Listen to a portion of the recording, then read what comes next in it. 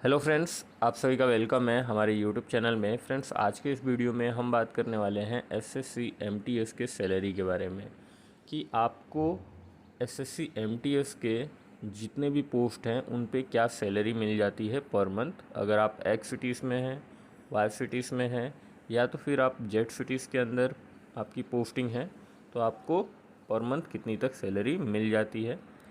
जैसे कि गाइस आप सभी को ये भी पता होगा कि अभी हाल में ही चेंजेस हुए हैं डीए को लेकर।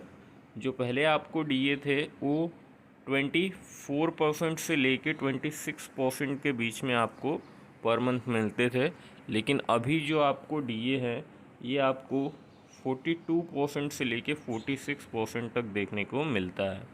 तो चलिए, अभी ये जो चेंजेस हुआ है इसको कंसीडर करके आपकी सैलरी पर मंथ कितनी तक बनती है वो देखते हैं।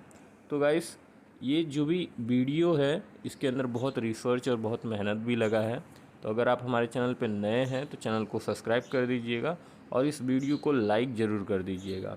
तो बात कर लेते हैं एसएससी एमटीएस सैलरी 2024 में क्या मिलने वाली है आपको। तो आप देख सकते हैं कि जैसे कि आप सभी को पता होगा कि जो एसएससी एमटीएस के अंदर जितने भी पोस्ट होते हैं वो सभी ग्रुप सी के पोस्ट होते हैं, जिनको जो ग्रेड पे है वो 1800 का पे किया जाता है। उसके हिसाब से आपका जो बेसिक पे है वो 18,000 से लेके 56,900 तक आपको मिलता है। स्टार्टिंग में जो आपको बेसिक पे है वो कितना तक मिल जाता है, 18,000 तक आपको पर मंथ मिलता है। और जिस तरीके से आपके एक्सपीरियंस बढ़ते हैं, प्रमोशंस होते हैं, उस तरीके से आपका जो बेसिक पे है वो ग्रो करता है। तो गाइस, आपका ये जो सैलरी है इसके अंदर आपका बेसिक पे, डीए, एचआरए, टीए, इस तरीके के जो भी अलाउंसेस हैं उनको जुड़ के आपका एक ग्रॉस सैलरी तैयार होता है। और ग्रॉस सैलरी में से कुछ डिडक्शन होता है, देन आपका इन हैंड सैलरी बनता है। तो आप यहाँ पे देख सकते हैं कि यहाँ पे मैंने सैलरी स्ट्रक्चर में आपको यहाँ पे बताया है कि आपको स्टार्टिंग में 18,000 का बेसिक पे मिल जाता है और 18,000 का आपका 42% कितना हो गया गाइस, तो मैंने यहाँ पे कैलकुलेट किया है जो 7,560 रुपीस होता है। तो आपको पर मंथ इतना तक डीए मिल जाता है एसएससी एमटीएस के पोस्ट पे। ये पहले इतना नहीं मिलता था, लेकिन अब से 2023 से ही ये आपको मिलने लगा है एंडिंग से। तो ये आपको 2024 में भी इतना आपको डीए देखने को मिलेगा। अभी नेक्स्ट अगर हम बात करें एचआरए के बारे में, जिसको हाउस रेंट अलाउंसेस भी कहा जाता है, तो अगर आप एक्स सिटीज़ से बिलोंग करते हैं तो आपको 24% मिल जाता है। वाई सिटीज़ से अगर आप बिलोंग करते हैं तो 16% आपको मिल जाता है एचआरए, आपके बेसिक पे का 60%, और आपका एक्स सिटीज़ में 8% आपको मिल जाता है। तो आप यहाँ पे देखिए मैंने कैलकुलेट करके लिख दिया है। इसी तरीके से अगर हम ट्रैवल अलाउंसेस की बात करें, जिसको टीए भी कहते हैं, तो आपको एक्स सिटीज़ में और वाई सिटीज़ में सेम देखने को मिलता है 1800 रुपीज़, लेकिन आपको वाई सिटीज़ के अंदर 900 रुपीज़ देखने को मिलता है। तो गाइस, ये आपका एचआरए, टीए हो गया और डीए।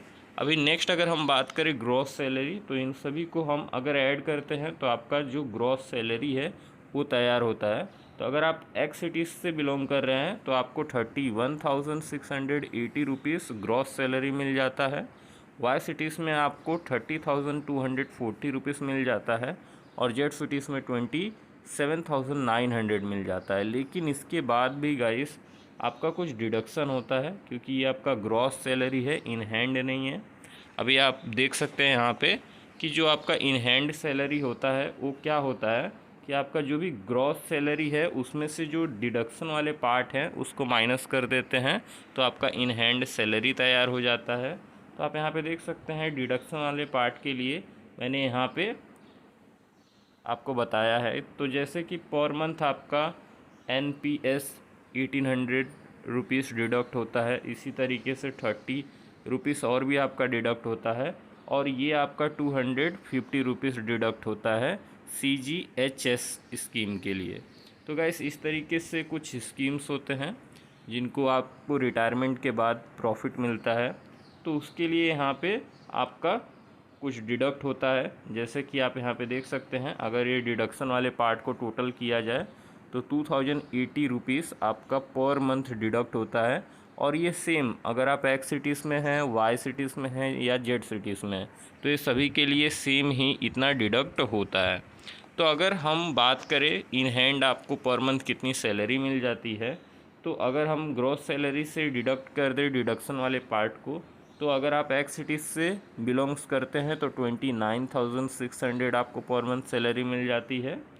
और ये स्टार्टिंग सैलरी है गाइस। जिस तरीके से आपके एक्सपीरियंस बढ़ते हैं, प्रमोशंस होते हैं, उस तरीके से आपका जो बेसिक पे है, जो मैंने स्टार्टिंग में बताया, जो आपको यहाँ पे मैंने कंसीडर किया है, स्टार्टिंग में आपको 18,000 रुपीज़ मिल जाता है।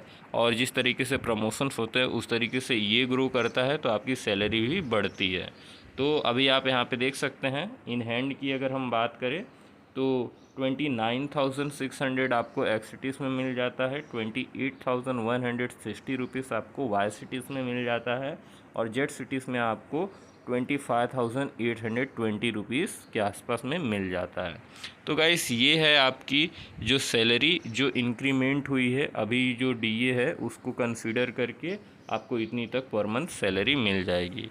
अभी गाइस अगर आप सभी को ये नहीं पता है कि एक्स सिटीज़ और वाई सिटीज़ क्या होते हैं, तो देखिए मैंने उसका एक आपको बेसिक मैं यहाँ पे इन्फॉर्मेशन दे रहा हूँ कि वाई सिटीज़ वो सिटीज़ होते हैं जहाँ पे मोर देन 50 लाख पॉपुलेशन होते हैं, तो वो सभी जो सिटीज़ हैं वो वाई सिटीज़ के अंदर आते हैं। जैसे कि आपका मुंबई हो गया, लखनऊ हो गया, इस तरीके से जो भी सिटीज़ हैं ये आपके यहाँ पे 50 लाख प्लस पॉपुलेशंस होते हैं, तो ये एक्स सिटीज़ के अंदर आते हैं। अगर हम बात करें वाई सिटीज़ के बारे में, तो जहाँ पे मोर देन 20 लाख पॉपुलेशन होता है, वो सभी जो सिटीज़ हैं वो आपके वाई सिटीज़ के अंदर कंसिडर किए जाते हैं। और बिलो दी 20 लाख पॉपुलेशन होते हैं, तो वो सारे जो सिटीज़ हैं उनको जेड सिटीज़ में कंसिडर किया जाता है। तो गाइस आप समझ सकते हैं और कि एक्स सिटीज़, वाई सिटीज़ और जेड सिटीज़ में क्या डिफरेंस है।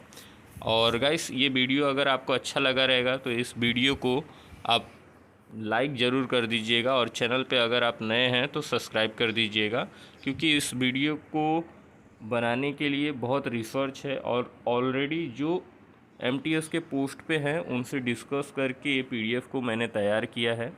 और आप गाइस यहाँ पे देख सकते हैं कि ये जो 42% डीए है ये लेटेस्ट है, तो ये आपको लेटेस्ट सैलरी स्लिप भी देखने को मिल रहा है। तो मैं उम्मीद करता हूँ कि दी गई जानकारी आपको पसंद आई होगी। तो गाइस आप वीडियो को सब्सक्राइब कर दीजिएगा।